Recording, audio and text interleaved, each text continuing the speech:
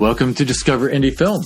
I'm your host, Jeff Howard, and I've got filmmaker Christopher Ninness with me on Zoom. Hey, Christopher. Hey, nice to be here.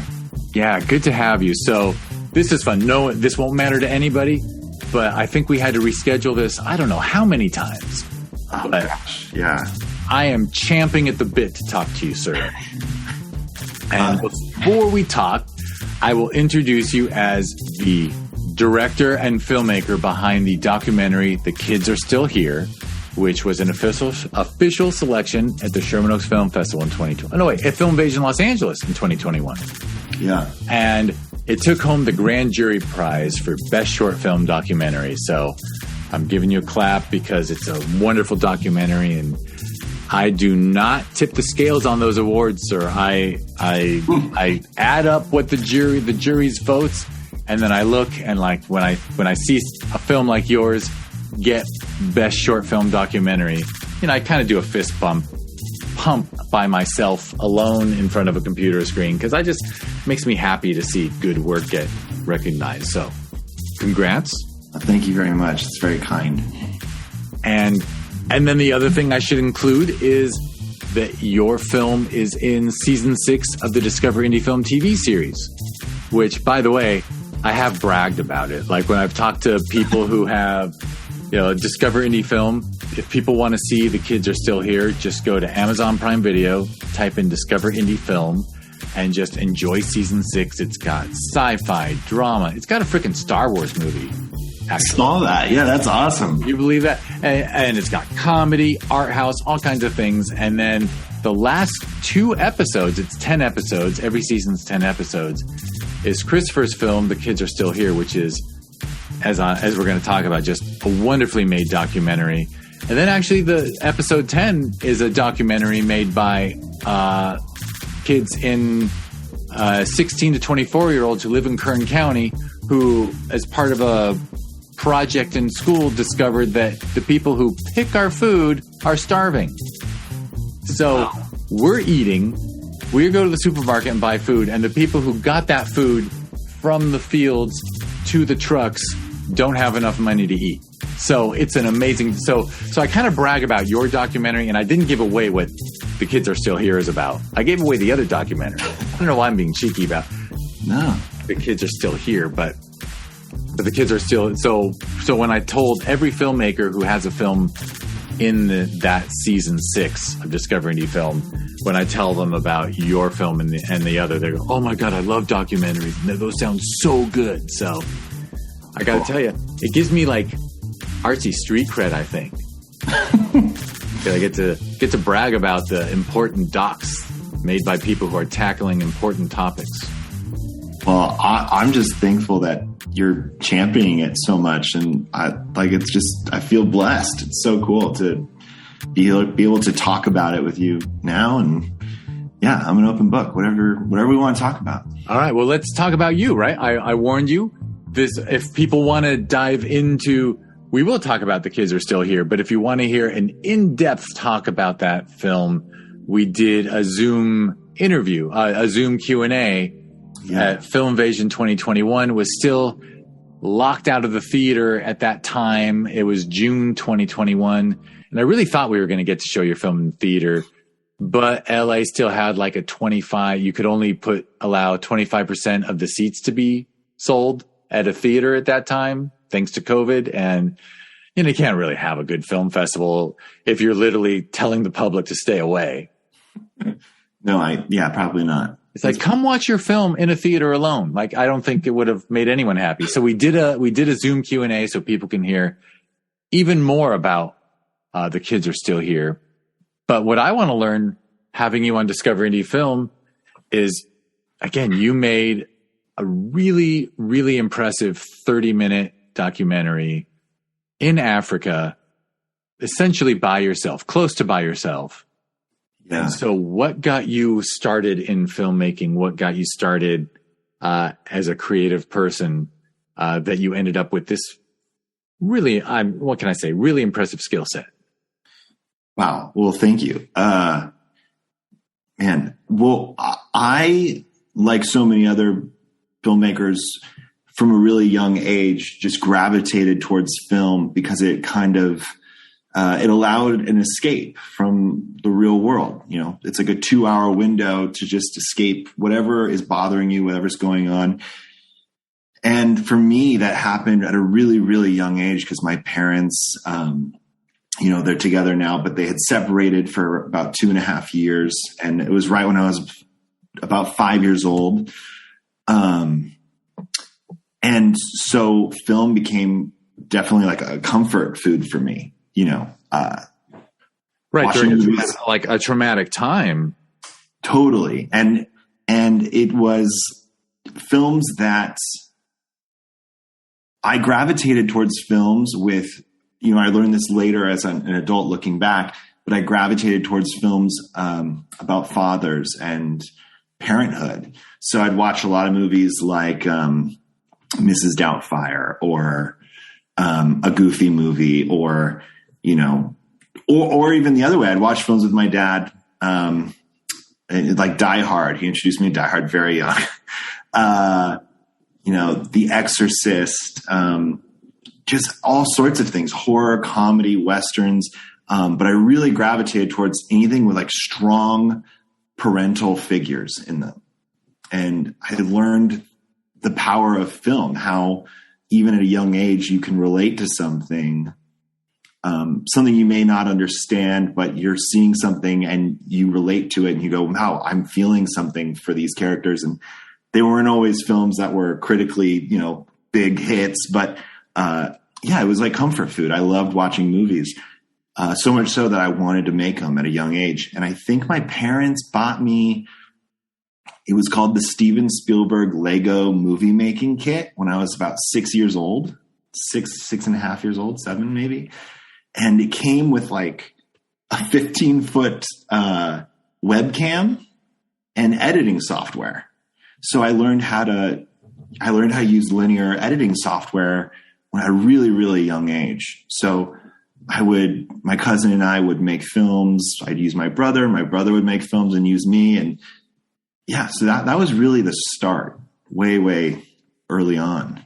That's an amazing gift to get. So, and Steven Spielberg actually gave his name to a Lego product. Yeah, it's kind of ridiculous because. And it was software that ran on like, I guess this was the 90s, like on a 90s PC or. Like Windows 98 or whatever it was. And right. It came with, you could shoot regular films with it, but it was also stop motion.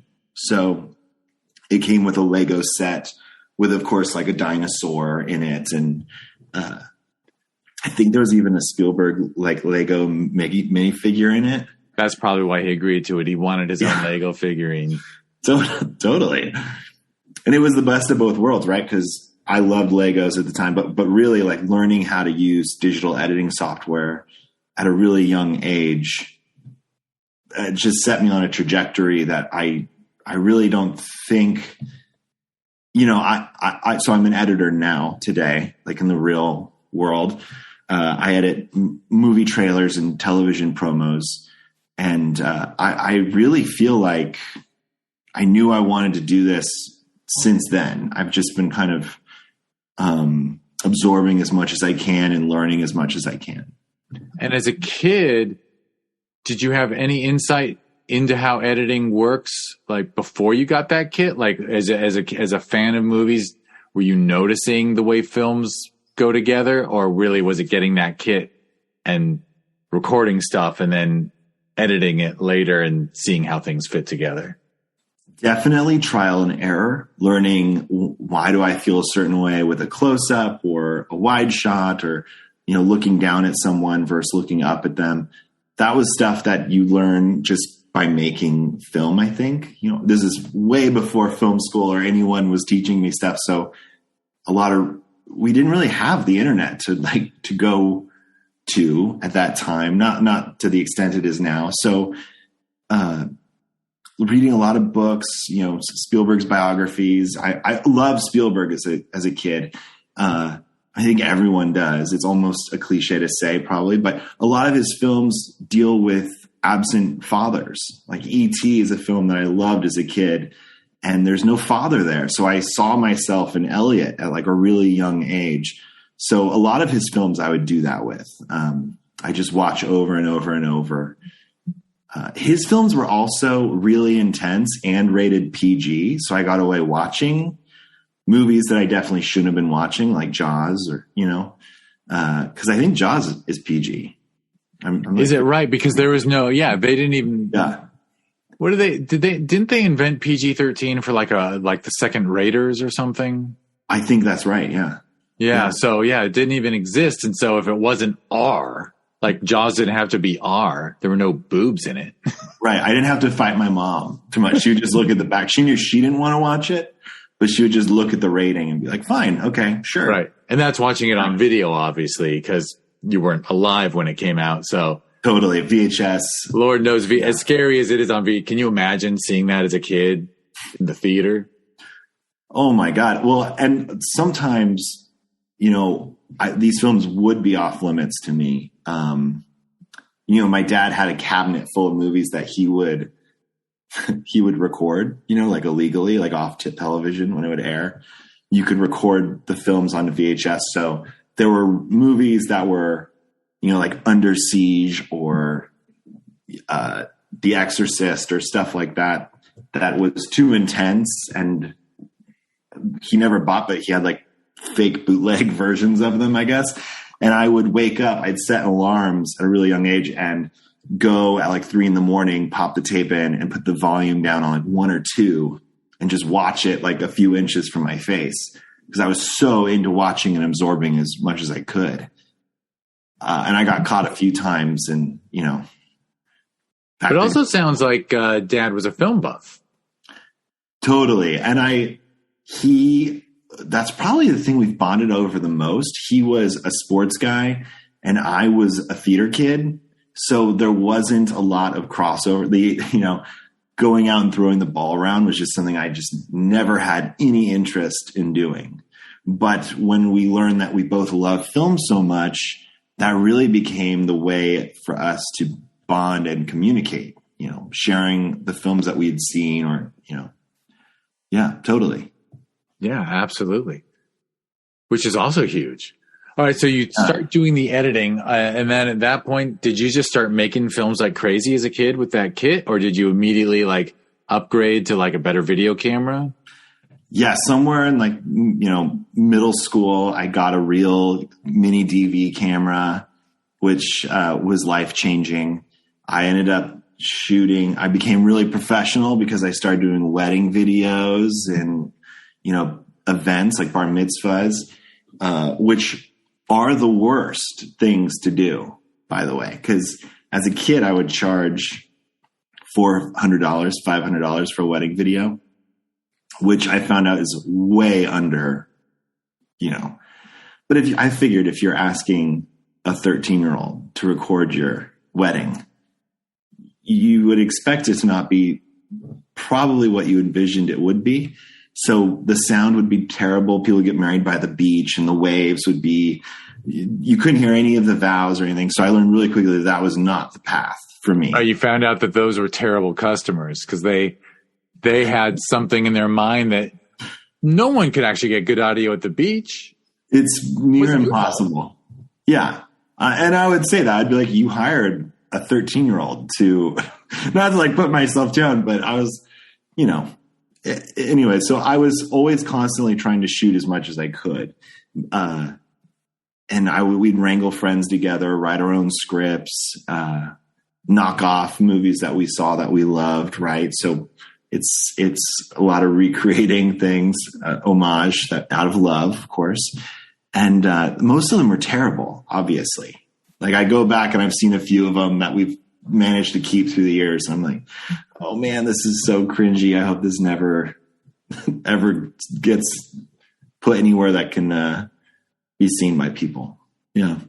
Fair enough. Although it's nice that you have access, because wasn't that we're finally past it, but isn't that one of the interesting things that as the technology changed, as soon as especially back with the tape days, right? Well, like when it switched from high 8 to mini DV to something else, if that high 8 camera broke, if it was toast, Oh, it's gone. All your tapes, like there wasn't any way to convert it. Like now that we have digital formatting, like it feels like, childhood videos aren't going to disappear anymore. But I got lots of crap on like pre-digital videotape.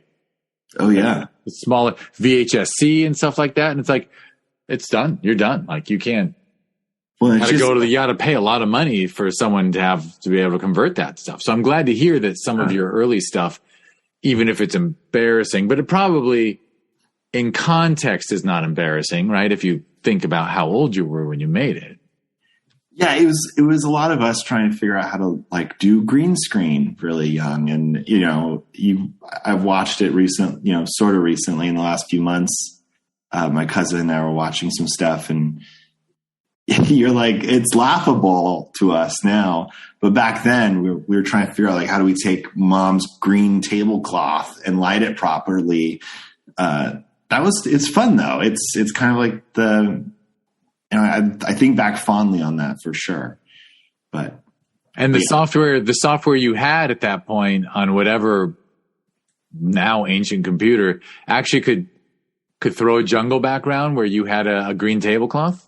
Oh yeah. We could chroma key out green and blue, we learned pretty young. So it was pretty advanced for what we were doing, I think at the time, but it's not anything by today's standards. There's kids that are making like TikToks that, it just like blows you away. It's kind of crazy. I guess, but they're cheating. You're there. You had it much harder. Yeah. It's funny. I just realized, I apologize. I'm talking more than I normally do, but like all the people who grew up editing on a flatbed, right? With spools of film. Yeah. And the magnetic audio tape and cutting that way. When offline editing, right? When digital editing came along, everyone was like, oh, they'll never be as good as us because they didn't learn on this. They didn't learn it the hard way. And now like you comparing yourself to the TikTok kids, like they're never going to learn the hard way that you had to do. It's kind of funny. Yeah. And it's, like the moviolas and the old flat top machines. In college, I remember learning that, Avid was the first real digital video editing software, and it was designed specifically for those guys, right? So all the terminology and the way it worked digitally on those early versions of Avid was the way it would have been done with real film. All the verbiage and lingo and technical know-how could be, crossed over into the digital age. But I grew up with Final Cut Express, which really, disregarded all that. It was just this kind of blank canvas where you could drag and drop anything you wanted, and it would just stay wherever you put it, which wasn't like the earlier versions of Avid. So I definitely had it easier too. So I recognize that. But yeah, it's pretty interesting to think how far we've come with, digital editing. For sure. All right. So as you progressed to high school, did the work get more sophisticated? Was there actually like an AV club in high school that you could jump in? We did have an AV club, but I went to a Christian high school. Actually, I failed to find out where you grew up. Well, I grew up in San Diego, just a few hours south of LA, and I went to a Christian high school, so the video club was very specific about what we could make. So I wasn't really interested in that as much, but I also did a lot of theater. So bringing acting friends into stuff was relatively easy. So a lot of times we could just do our own thing. And you were acting too? Yeah.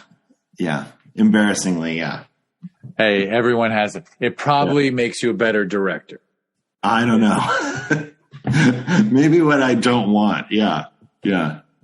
But it's such a fun time. And I knew I was going to go into filmmaking. I didn't know what capacity.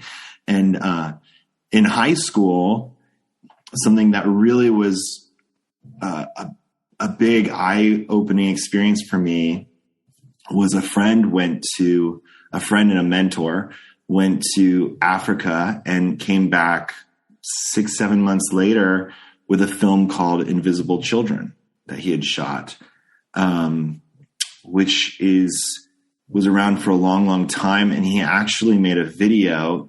You may know it, but his name's Jason Russell. And he made a video called Coney 2012, which was on YouTube. And it was the most viral video on YouTube at the time. They were expecting it to get like 1 million views in a year. And it broke that overnight. It was crazy. Really? Yeah. Wow. And it's a documentary. I always kind of thought of the Kids Are Still Here as like a spiritual sequel to his film, because his film is about a warlord named Joseph Kony, who's mentioned in my film, and about how he kidnaps children and forces them to become child soldiers. And he ended up displacing about 2 million people because people would run for their lives and try to protect their families. So there are these displacement camps all over Uganda, which they believe those camps where Notting syndrome, the disease, came from, which is, of course, the story of my documentary. But so this film, he went to Africa when I was in high school, and I had always wanted to go with him to Africa. And my parents were like, absolutely not. We're not sending a 16-year-old, a 15-year-old kid to Uganda. Like, that's fucking crazy. So understandably, I get that now. But as soon as I was, I think I was probably 21, 22, a mutual friend said, I'm going to Africa. Why don't you come with me? And he and I just backpacked through Uganda. We went up north, and it was just one of the best trips of my life. And that's where I met some really great people, and ended up, 8 years later, after investing in that community and working with the people there, I discovered the story about the Notting kids. So yeah, that's the trajectory, really. Wow. That's the trajectory. All right. So you skipped college though. So, yeah. So feel free to, high school, you were doing drama and stuff on your own. Well, here's the thing. I was a terrible student, like just the worst. I hated school. All I want to do is make movies and, basically create as much as I can. So I just terrible in high school, terrible test taker. So school is not my friend. And when it came to college, I didn't really want to commit to a long program. So I found a program called the LA Film School, which is off of Vine. And, it was basically a 2-year program to get your associates. And I did the accelerated version. So I was done in 13 months. I did a 2-year program in 13 months because I just wanted to get out of school. Right. You just wanted to get a certificate. And did that have a focus on editing or? No, it's general filmmaking. So it was just a 13-month, 2-year filmmaking degree. Yeah. It's like the science of film. So I know that building, by the way. I used to go to a lot of screenings there because what used to be called IFP now is called Film Independent. Yeah. They used to rent the theater there for screenings. I saw so many amazing films at LA Film School. I went to a few of those. Yeah, for sure. This would have been, I was graduated in 2010 and I went in 2009. So, there was a guy that would come from there all the time to host the screenings. Was his name Jeff too? I'm trying to think. Anyways. I don't know. I can't remember any of the IFP was Independent Feature Project, and they would do the Independent Spirit Awards. But not to distract you from your story. I want to get to your story. But I saw Pi there. I saw Colin Farrell in Tigerland, where he and Joel Schumacher were doing the Q&A afterwards because no one had heard of this movie yet. Oh my God, I saw Whale Rider there, which I think I cried for about 10 minutes after that film. That's I got serious memories of that theater. And that theater, so that building used to be the old RCA building. And they were saying that like John Williams recorded parts of like the Star Wars score there, like in that theater. It was like a recording. Yeah, it's right across from the Cinerama Dome. Yeah. And something else that's really cool about that building is there's like a secret staircase by the theater. I don't know if you ever knew that, if you've heard of this, but Elvis used to record there. And to get him in and out of the building without being noticed, they built that secret staircase for him so he could come in undetected, go up to the studio recording space, and then go back down the stairs and exit the building. Really? And so he just had his own door and his own private. So as a student, you'd go up to your production design class and you'd take the Elvis stairs. And I mean, that's the story they sold us, you know, someone. I don't know if it's totally true, but it sounds cool. So you go there and in those 13 months, they're giving you everything, right? So there's directing, there's cinematography, there's editing. Yeah. So all of it like in a really intensive program. Totally intense. It's because it's the accelerated program. There's really no time to even take a part-time job. You're just classes. And at the end of it, I ended up making my thesis film, which was a 1940s musical. And we had like original music written for it. We used 3 of the stages at the school. The film is terrible. I can definitively say that. I have watched it in the last few years and it's just so cringy. But it's also super ambitious. I mean, most people couldn't make a 40s style musical if they had 2 years to do it. And I imagine you had like a month or 2 at the end of the program for it. I think we shot the whole thing in like 6 days. Yeah, you would have had to. And we had rehearsal time before that and with the dancers. And the songs had been worked on months before. But were you a huge fan of musicals, or you just wanted to go balls to the wall crazy for your thesis and just shoot for the moon? It's kind of both. I thought no one else is going to do a musical. Like, how fun would this be? And I honestly do love a great movie musical. I think it's the purest form of escapism. There's something about breaking into song at an emotional crux of someone's development and being that they have to sing. Like, that to me is just pure fun. And it can be done, in a sort of camp way, and it can be done in a really emotional way. It's just really, I just love a good movie musical. So I grew up watching a lot of Disney stuff, of course. But yeah, our film was a little bit of a cliche, but it was really cool to have everyone, getting into it. But man, that was hard. Yeah, that was like so ridiculously hard. I regret, I look back on it and I don't regret doing a musical, but I regret, picking the story I did. And I wish it had been a little bit more fun and whimsical. I think I went a little too serious, but so it was also a serious topic. It wasn't. Well, it's trying to be serious, but like, it's like students and. I mean, at this point I'm assuming you're like a very earnest 19-year-old of sorts. Yeah, 20. 18, Yeah. 20. Yeah. So an earnest young person is going to let their earnestness shine, I guess. Yeah. And I remember showing it to some professors and they're like, it's kind of long. And you just like, that's like devastating, right? That is not what you want to hear. Yeah. No. The comment about length. They should have said, wow, that's for the amount of time you had, you got a lot done. Yeah. It was fun. I still dream about making a movie musical. That's like, I hopefully, one day, but. For sure.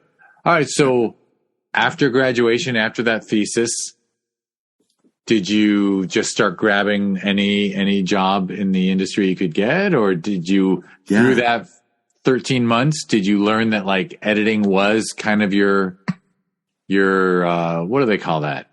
There's a word for it. Your home base. No, your English is my second language, I guess. So, but yeah. Well, I just, about 2 weeks before I graduated, I was just kind of sitting there thinking, oh my God, I'm going to have so much debt. Like, what's my plan here? Like, I don't know what I'm going to do. And one of my professors said, you should cut movie trailers because you are a really fast editor, and that's a fast-paced kind of environment. And he's like, you love movie trailers so much, you should make them. And honestly, until that point, I didn't even realize that was a separate kind of career choice. Because in my mind, the filmmakers and their editor made the trailer. I don't know what I was thinking. I think everyone assumes that at first. Totally. I think that's a very normal assumption. But yeah, the trailer industry is its own thing. And it's very it's kind of a small industry.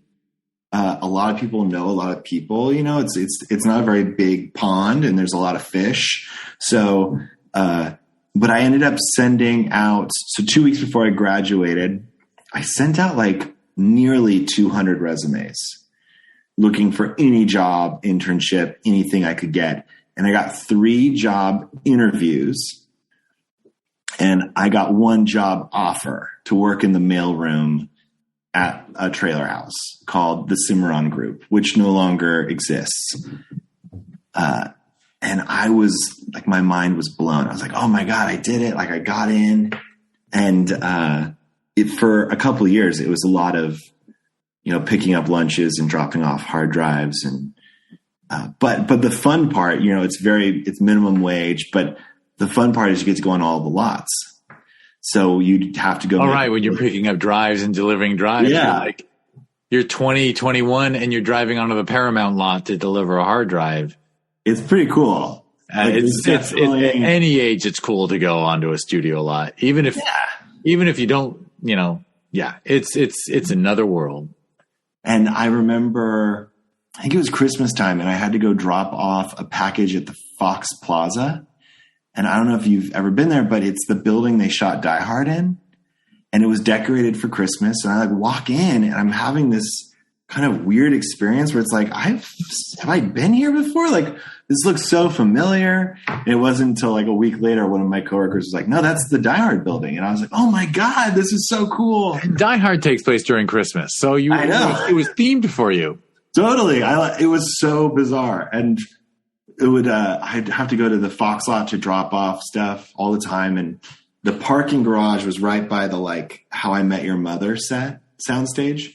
So I guess I can say this now because I'm not a runner and I'm not a PA anymore, but I snuck into the soundstage. They were on a break and I was like, I'm just going to go look around. It was so cool to I'm like, that's the How I Met Your Mother set. Wow. That's so crazy. Once you're on the lot, as long as you're not stealing anything or doing wandering around the lot is fine. No one cares. Yeah. Someone will care, but you're just another person who they assume, well, he's on his way to do something. Yeah, picking up a sandwich. Oh, he's got a bunch of sandwiches. Seriously, the number of 20-year-olds doing gopher work. Yeah, you were clear. That is very cool. That is very cool. And from at Cimarron, I went from working as a runner to working in the dub room, which I don't even know if those exist anymore. They don't at the company I work at now, but it's where you would patch editor bays to lay off tapes. And it's a room that they'd have to keep at a very cold temperature because there's so many machines, like giant machines. So you're constantly wearing like a snow jacket in there because it's just so cold. And then eventually I got promoted to be an assistant editor. And I was desperate to get out of this job because it was so toxic and so horrible. Oh, the way the place was run. Yeah. I mean, it was, I wasn't even making enough to have a 401k, I was still a kid, but I remember there was a big group meeting and they admitted that they were dipping into people's 401ks to pay bills. And I was like, I got to get out of here because this place is not this. This is a sign. Even as a younger guy, I was like, oh, this is a sign. This place is doomed. Like, that's so bad. And we threw a Halloween party, like a house party, and a friend of a friend came, and someone said, hey, you guys should meet. You're both assistant editors. And I said, oh, is your company looking for anyone? And she said, yeah. So she went and told her employers that we were really great friends. We went way back. We went to the same church, which none of this was true. And they ended up hiring me a week later. And until she left, we had to pretend like we were best friends. So every time we'd see each other in the halls, we'd, strike up conversation. And it's kind of fun. You just fake it. That's really the lesson here is you just lie and fake it till you make it. Yeah. But also but you had the skills, obviously, because once she got you in the door, and they didn't hire you based on what she said. They hired you. Obviously, they interviewed you and you knew what you were doing. Yeah. It's when I was at Cimarron before they went under, they did go under, but before they went under, I learned a ton, and there's so many great editors that were there to learn from and ask questions. But as an assistant editor, you're always opening up their cuts. Like that's really your job, is to overcut what they've done, or, break it down to look at their sound design and music, for clearance issues, or so you're always dissecting what they were doing. And that's, for me, so much more valuable than anything I learned in film school, because as an editor, at least I should say. And that was the best experience I could have gotten from that company. And those editors are just some of the best in the business. I mean, I remember I would always geek out because I remember we were working on the Prometheus trailer when I was an assistant editor. The company was, and the guy that cut it worked on the original Alien trailer. And so he's telling us like the story of how he came up with that like alien screech sound that's so iconic. The like, that like, and you're just sitting there listening to this. And I'm like, this guy he's like an all-star. These are the trailers I grew up watching and loving and like dissecting on my own. So to be able to learn from them was crazy. It was just the best. And then I went to a company called AV Squad, which is also just full of crazy talent. They do like all the Fast and Furious trailers. But now I'm an editor, and I work at a company called The Shop Trailers in Studio City. And we do mostly broadcast, like television stuff, but it's been so fun. Those guys are so cool. Jordan and Nick are just like the coolest human beings, and they make it such a fun, ridiculously fun working environment. Like we go to Disneyland all the time, and we'll just break off early, or they're the best. We'll go see a movie. The theatrical side can be really, really demanding, forcing you to stay till 3 a.m. I remember having to lay off 140 Ice Age 4 spots to get to Fox, and it took me till 3 a.m. and they want you back at 9 a.m. And it's just kind of crazy. I don't think that's the side that you don't really learn about until you're there, I think. But yeah.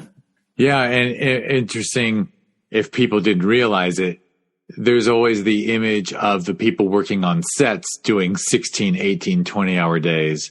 Mm-hmm. And no, I bet most people don't think about the fact that the people in post-production and the people in editing and the people in that this lack of respect for human beings' endurance permeates almost every level of the industry.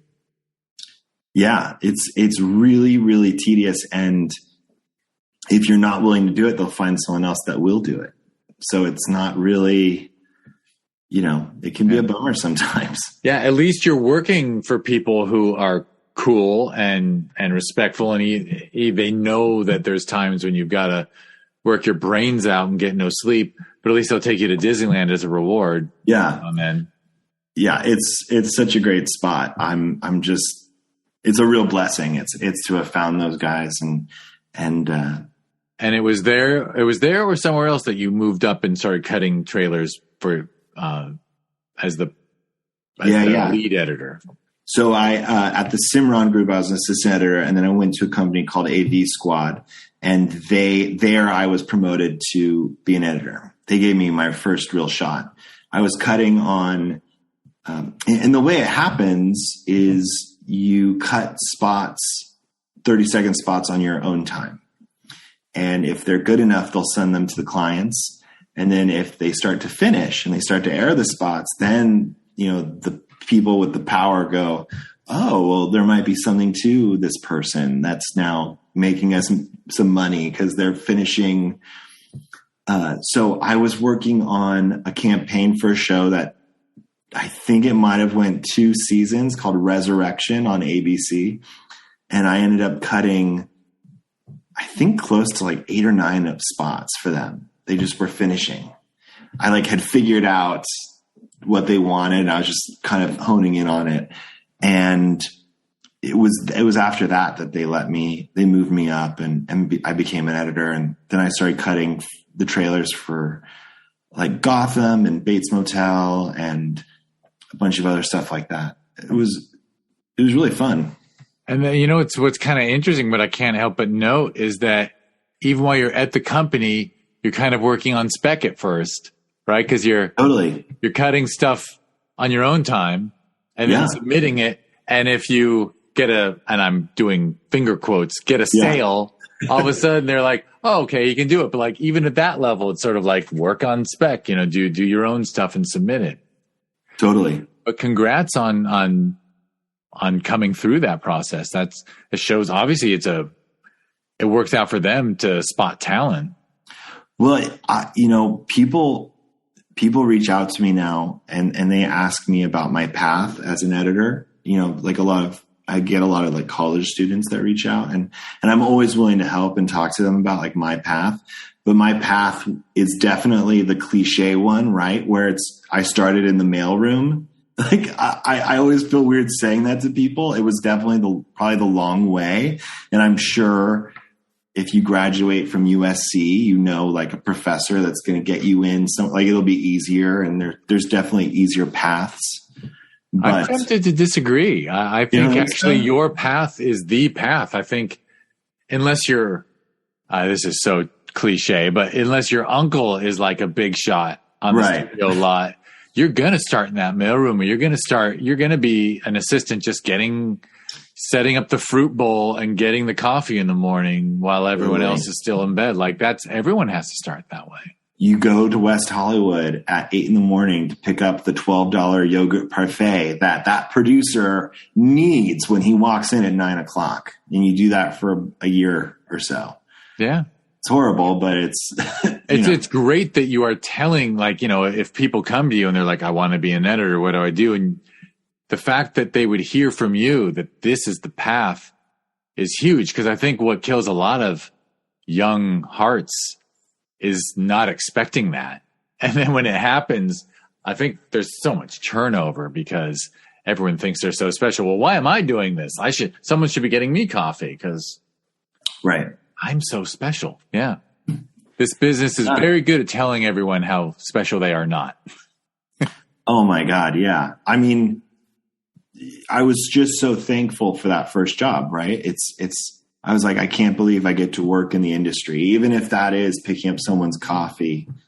I thought it was the coolest, biggest blessing when I was that age, and to be paying my own rent and putting a little bit towards my student debt was just, I thought it was just as good as it could get, and I'm glad I stuck it out because it's just so much. It is more fun now, being a little bit more creative. But it's weird that I get to just watch movies and television now, like every day. It's a strange business. Right. Like, I guess I didn't even hone in on that, but they don't tell you what they want highlighted. You have to watch a whole film or a whole TV episode or season.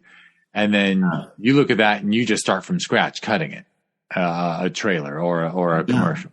Yeah, for the most part, they'll send the film or the show, the pilot and a few episodes, and it's sometimes they'll give you very specific direction, and more times than not, it's essentially make something really cool, right? Something emotional, and what you want is for people to watch it and have some sort of emotional reaction. It's like what a good spot or a good trailer is. And you instinctively know that, of course, if there's a face on the show or in the movie that people recognize that face, that pulls people in. Totally. Yeah. All right. So you've got this skill and you've got this job, and that's super. I actually really happy for you. I'm really happy to hear how much you enjoy it. So your own work on the side, how is that working in? Like, did you just focus on this for 5-10 years and then said, no, I want to make another film? Or were you always kind of itching to do stuff for yourself on the side? Well, yes. So I definitely focused in on my career in editing for a while, but I never fully shut the door on making my own films. And I never really thought I'd be making documentaries. Honestly, I love documentaries, but that's never something I thought I would do.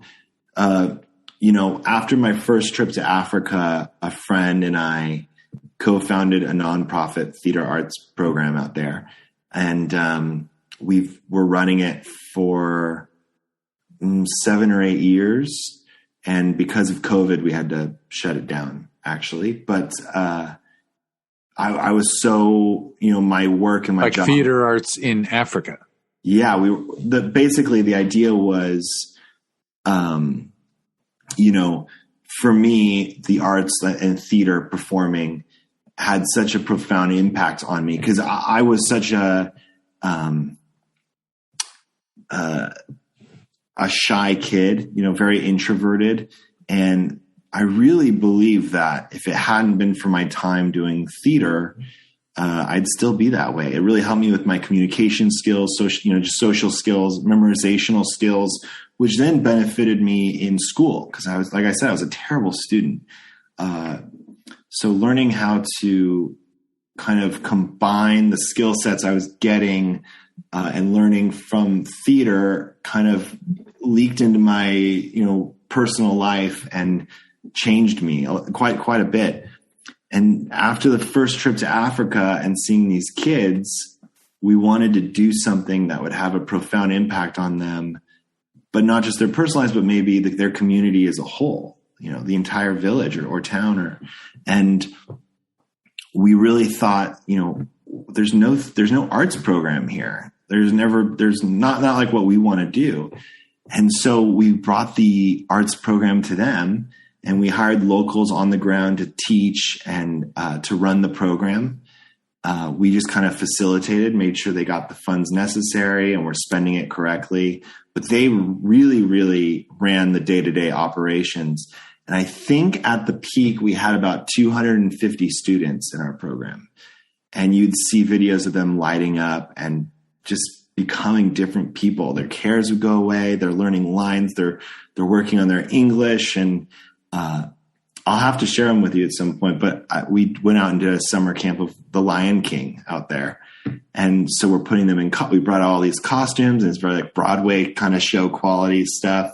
So they're wearing these big like lioness heads and all this stuff. And they're having the best time. And it's one of the most rewarding experiences of my life. And so that was the plan, was to bring the arts out there and kind of use that as a tool.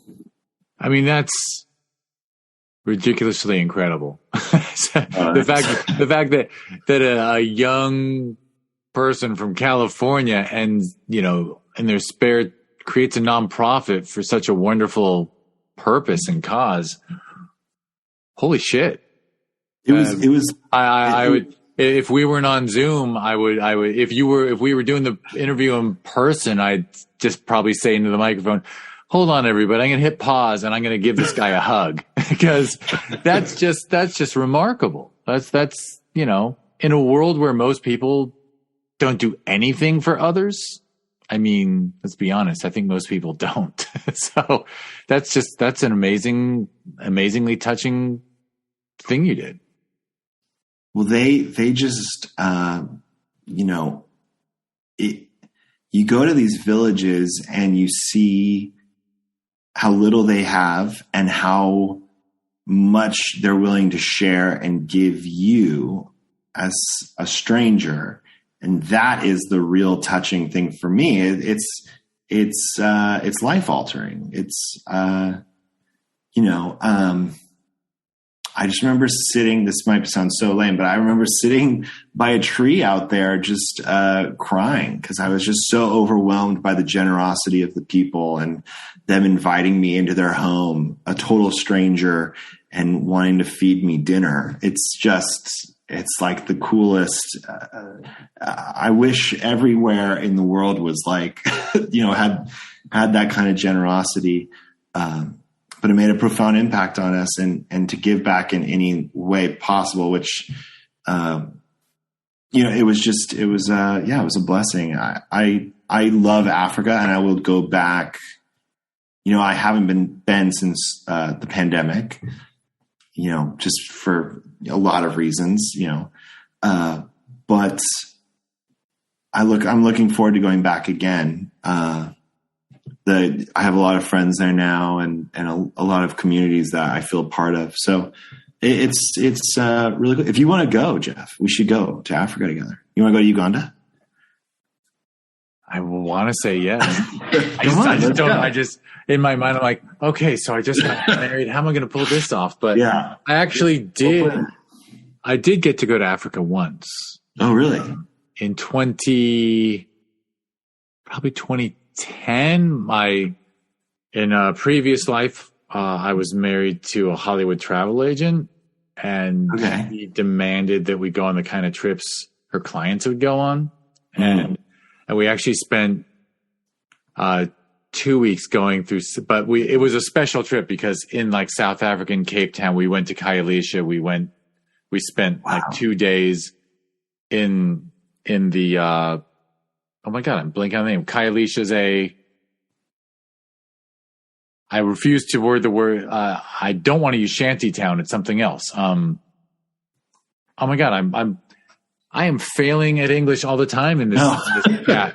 But anyway, yeah. So I got to see, you know, people who don't have indoor plumbing, who live with the bucket system, and then we went to a culinary school where they take kids who live in those conditions and they teach them so that they can get placed in restaurants in Johannesburg and Joburg. And so I had an amazing time in Africa, 12 years ago. That's cool. But I go back. Yeah, we went there and then Zimbabwe. Oh, Zimbabwe broke my damn heart because Mobutu or whatever was still alive, and the people there were just so. I think I had a $50 million bill that was worth $1. Like I gave a guy $20 for a bill because like the inflation rate was so high, and you know, people just knew that they were that there was just no hope in that country at that time under the dictator. He finally got replaced, thank God. But anyway, I've been to Africa and I would love to go back someday. Yeah, it's just it's my happy place to go, and just in my film, there's a woman named Jolie, and she's kind of become like my African mother. Her and her husband are the two of the greatest people in my life that I know. They're both just, she's a former child soldier who escaped and now spends her time rehabilitating other women who were child soldiers and teaching them how to sew, and they create basically like bags and different kind of goods and sell them here in the States. And every bag you buy has the name of the individual that made it and what their story is. And it's just, I just think she's the coolest most, she's just the coolest person I know, honestly. It's like, her name's Jolie O'Cotton. Her company is called Wend Africa. So she's really, really inspiring. I think she was nominated for the Nobel Peace Prize. Amazing. Yeah. All right, so back to you. I talked about myself too much. Back to you. So you set up that program and that nonprofit, and you obviously had to raise funds to run it and stuff. It sounds like I assume I'm just making the assumption that you weren't just so independently wealthy that you could fund it all yourself. I was not wealthy enough to do that. But like you're saying, the exchange rate is insane. So we found out that we could, we like crunched the numbers, right? And we found out we could have staff members and teachers and an office space and register as a nonprofit for about $500 a month, which is really crazy. If you could never do that here, like that just would never, it's impossible. So $500 a month was what we had to come up with every month. And it was usually like month to month, us figuring it out and sometimes having to borrow money. But then you get photos back and videos back of the kids in the program. And it's like, okay, yeah, let's keep going. Let's do this. Oh my God. And to do Lion King there, finally, it's not appropriation. I know. And what's crazy is they had never seen it. They'd never seen The Lion King, right? So we sent the music over ahead of time so they would have time to learn it, because we were only going to be there for the week-long camp. And when we got there and they all started singing it, it was kind of a jaw-dropping moment. I was like, I don't know if this is ever really – I don't know if any other – youth theater company that can claim it was did Lion King with an all native African cast. It's pretty cool. We're proud of that. Tremendously cool. But so now I'm going to push you and say, so that wasn't filmmaking though. No. So how were you managing to do your own stuff on the side, or was there anything before The Kids Are Still Here? I did do a short that's on YouTube called Justin Has a Date, and it was a Halloween short. It's like 5 minutes long. And we did it for fun. I think we shot it in 2 days. And we did that. We put that through the festival circuit for a little bit, and it actually did pretty well.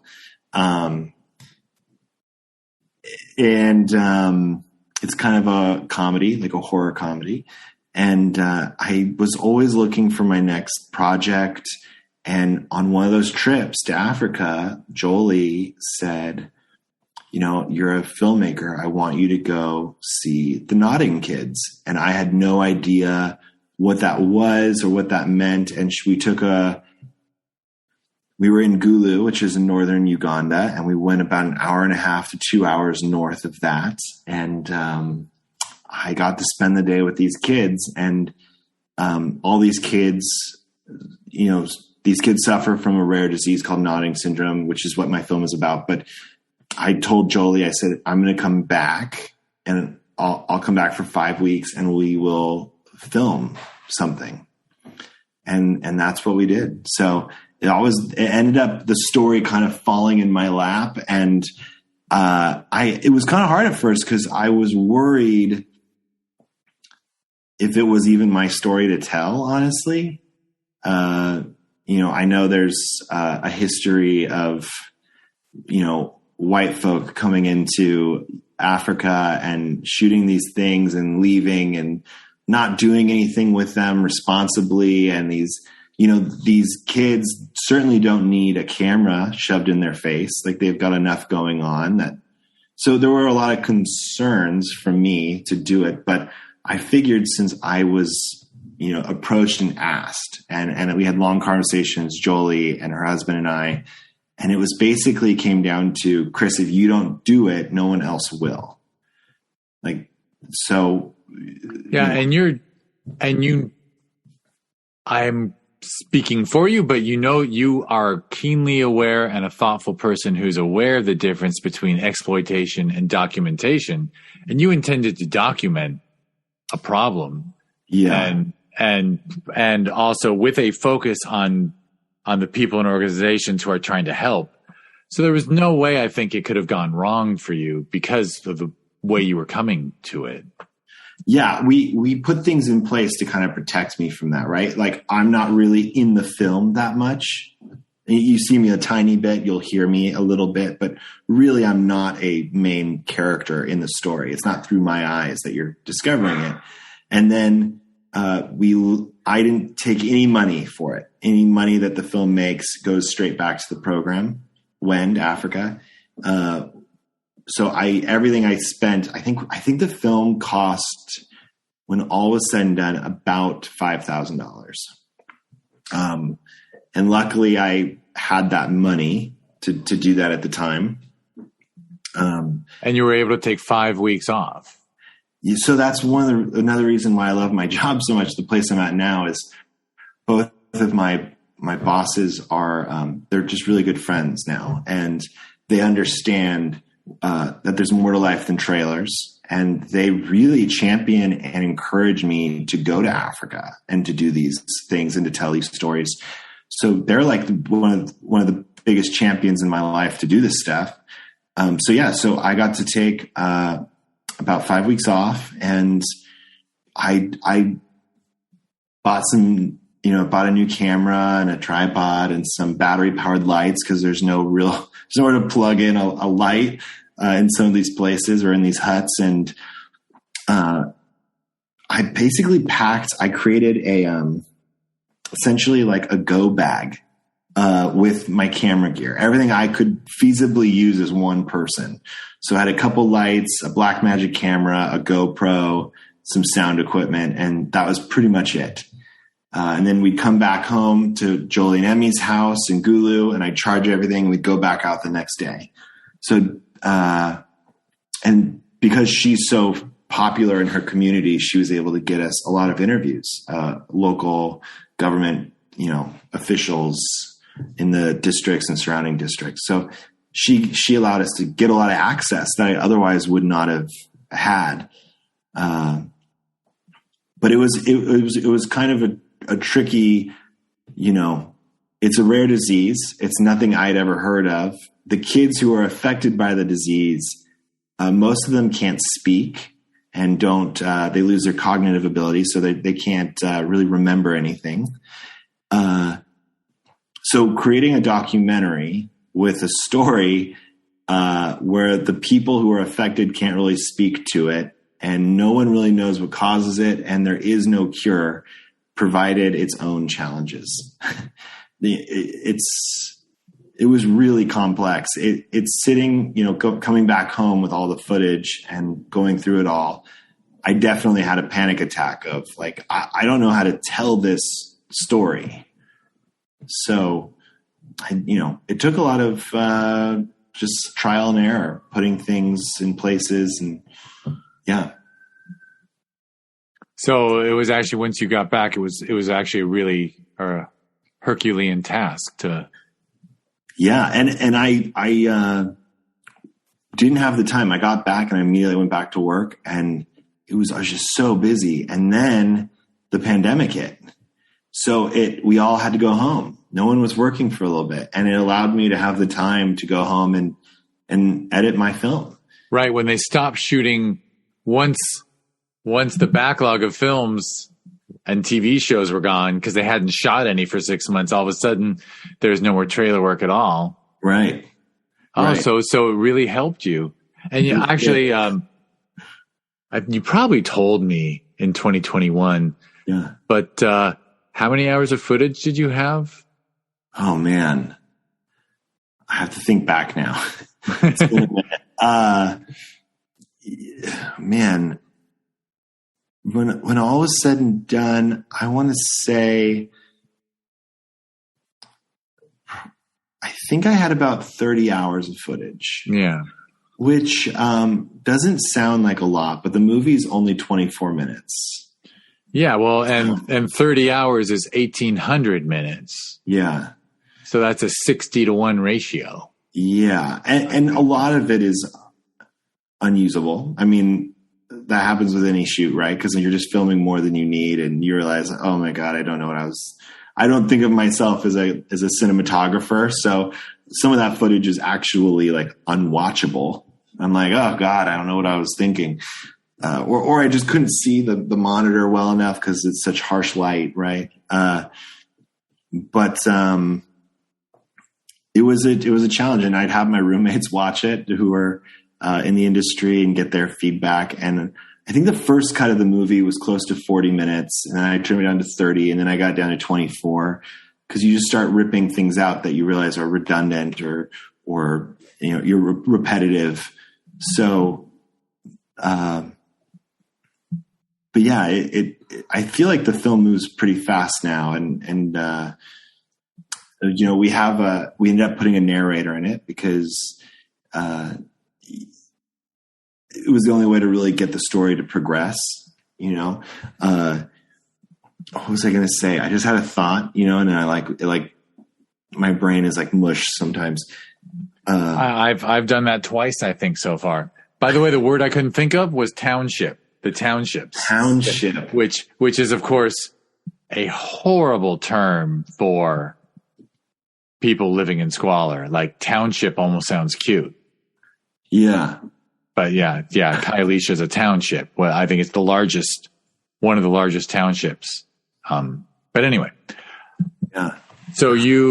And by the way, because of COVID, you were able to basically cut 24/7. Like, did you?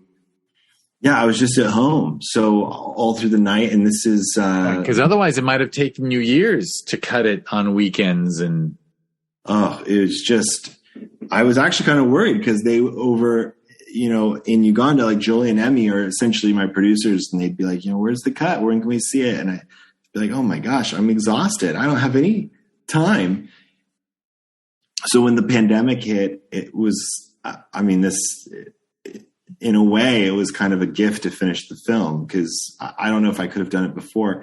But then, the real struggle was who's going to want to watch a movie about a disease during the pandemic. Like we were really worried that no one would be interested in even watching this just because it felt a little too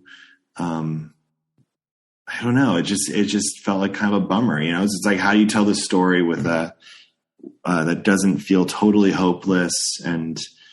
But we decided to just push through and so we're really happy with it. What was the reaction back in Uganda? Like, did people? Well, it's kind of. Was there a way to show it to people? We've actually put it in a few Ugandan film festivals, which I have not been able to attend because it's quite a long distance to travel. But also at the time we couldn't go if we wanted to. But it's kind of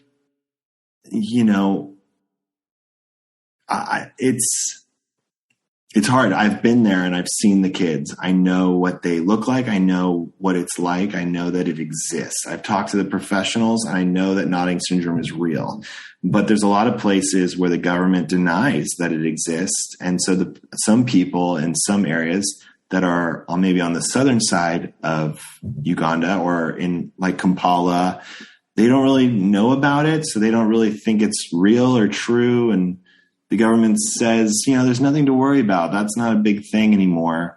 But the kids are really suffering, and it really is a true, real thing. I could take you to see them, and you could talk to the doctors who have diagnosed it. And so, it's a learning experience with documentaries, right? Because I think we get fed so much that's not true that it's hard to sometimes decipher what's real and what's not. But this disease is definitely very real, and they really need help. So What was your question? Did I answer it right? I don't even know. There are no wrong answers. It's an open-ended every question's open-ended. Whatever you say is right. Oh God. The question was if you got to show it to the people, not just the public at large back there, but also I believe I apologize for my poor short-term memory, but like Jolie and the people who were asking you to get it done. They have seen it, and they really liked it, and they gave me their notes at some point, and we did those, and so I think they're happy with it. I don't know how much it's been able to generate in terms of people going to the site and making donations, but sorry, I think it's doing its thing, and so besides, of course, you will give me the link for the charity. I know it's at the end of the film as well, sure. but we'll put that in the show notes. Oh, cool! People listening to this, you really should be pretty moved by this point, I think, and what Christopher has done, and at the very least, go on there. I mean, my God, it's heartbreaking to think that if you can run a school for $500 a month, just how much would it take to help these kids? So anyway, they always need like basic essentials like food, soap, stuff like that, clean drinking water. Yeah. Soap and water is huge. Yeah, it's places where there isn't clean water and disease. Yeah. So Jolie takes the donations and will go buy food, and she'll take the food to the nodding kids up in the north, and make sure that they're fed and they're taken care of and they're getting the treatment they need. And pretty cool. Yeah. And I don't know, maybe I shouldn't ask this, but is the disease still deadly? I mean, there's been any progress on the medical front? So I'm hesitant to give an answer because I'm sure someone might know something that, it's been a couple of years since I've made the film, but yeah. And I probably shouldn't ask it because people should just watch the film and just care about other human beings. Well, there's no real, there's no cure. So anyone that gets the disease will eventually die from the disease itself or from side effects of the disease. Epileptic seizures are a huge part of the disease. That's one of the signs of nodding syndrome. So you'll have kids who will drown or kids who will fall into fires. I mean, it's really horrific kind of stuff. But then the disease itself can also kill you. So it's a very dangerous situation. But they find that if the kids have proper food and nutrition and access to some sort of physical therapy, that their symptoms actually start to slow and they actually feel better in a lot of ways. So there are treatments in that sense, but there is no like full on cure. Yeah. Yeah. So, yeah. And of course, when the government is into denying it exists, there probably isn't much going on. Well, actually, this is crazy. I just read this, that one of the government's stances was, there's no new cases, right? It seems to have affected a certain generation that dealt with something like being internally displaced by a warlord. And so there's still a lot of kids that have it, and they're not getting the resources they need from the government. However, I believe I just read that they just found 2 or 3 kids like with nodding syndrome. So that's new cases. So it's not even true what is being said, that there are no new cases. And there's no one really doing the proper research out there right now because the government wants to ignore it. So there could be even more than 2 or 3 kids. I mean, there could be a bunch more that they just don't know about. their whole thought process really is out of sight, out of mind. Let's ignore the problem and it'll go away. Yeah, which here in the United States of America, we might have learned that some people do like to look at problems and say, this isn't really a problem, and they tell us it will go away, and it doesn't really work. Ignoring a problem doesn't really make it go away. No, and this disease has been around since the 60s. The first time it was actually like a witness account from a British doctor was in the 60s in Tanzania. And then it went into the Congo and then up into southern Sudan, and now it's in Uganda. So it's been around. It comes in waves. It's generational. And all those areas, what they have in common is they're all war-affected areas. So even if the disease does start to wane off in Uganda, it could pop up in Kenya or Somalia, or it could end up anywhere. And if you're not doing the research that you need, if you're not allowing people to come in and take blood samples out of the country to do the proper testing, there will never be a cure. And, the idea is you use the generation that's affected now so that the next generation has a chance that we can learn something and study it and maybe even find a cure, so we're ready and prepared for when it's really needed again. Because it will come back again. Yeah. And I don't know, I guess I'm going to spout out something I'm completely unqualified to say, but I know I have read articles, not about Nodding syndrome, but about water contamination from bullets that lead bullets, to be inexpensive, are made out of lead, and then they get into groundwater. Yeah. And then so a lot of side effects, not just bullet, but a lot of side effects of war is poisoning of the environment.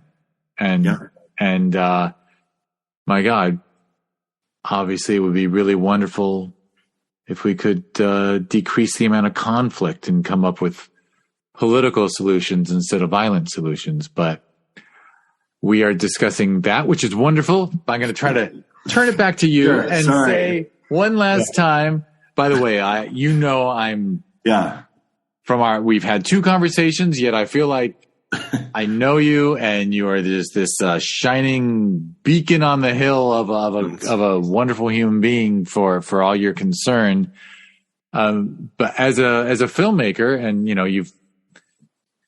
did this make you think more and more documentary, or are you thinking next time you take a month off, you'll shoot a short musical on a soundstage over in Burbank, or what are your hopes for your cinematic future?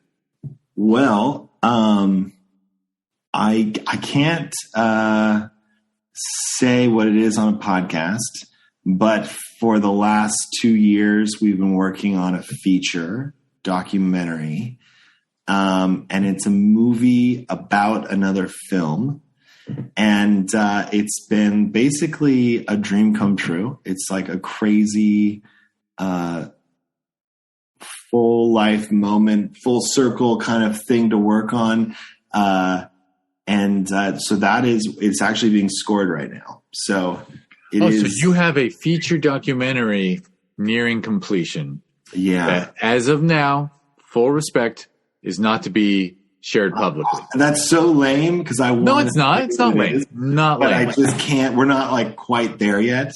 No, and for people, he's not just being cheeky and thinking that telling people about it, they won't bother to go see it if it's at a local festival or something. It's that I'm sure there's rights things and there's things that have to be worked out with documentaries, especially about another film. There's basically one company, one film studio that could possibly buy this documentary. And they don't even know it exists yet. So we're trying to, go in there with the proper kind of situation. So, you want to present yourself in the best possible light?